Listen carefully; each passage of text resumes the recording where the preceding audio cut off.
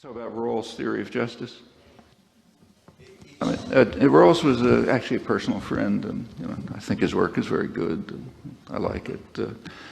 I don't really think it applies very well to the real problems that are arising. It's interesting in a kind of an abstract way to try to derive principles of justice from pretty abstract considerations.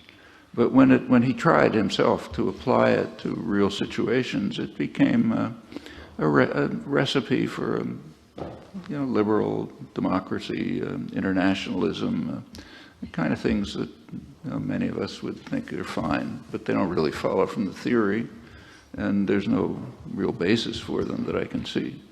And he didn't try to address the complex reality of social and economic life, the power system and how it works.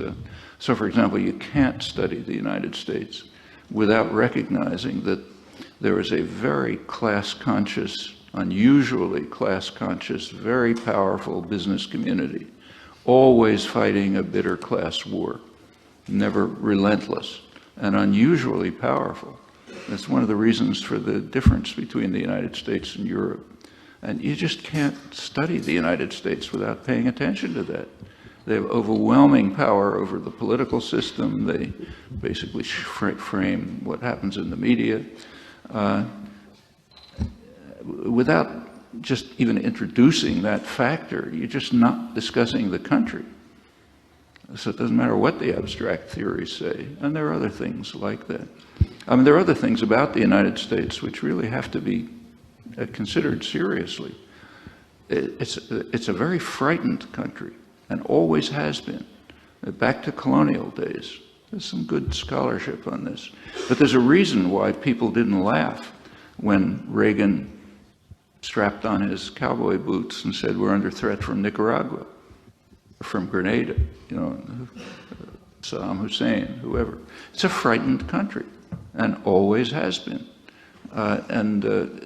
You've got to pay attention to that, as a cultural fact.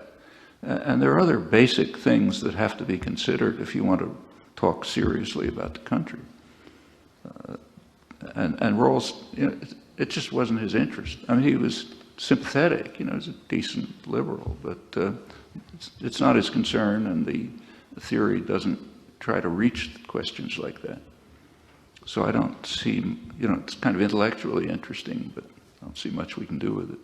Actually, I'm personally interested in it because he kind of played it down after a lot of criticism, but the model that he used was a linguistic model, very explicitly. There was so much criticism from philosophers who hated it that he withdrew it, but its recent work is bringing it back, and that was not uninteresting.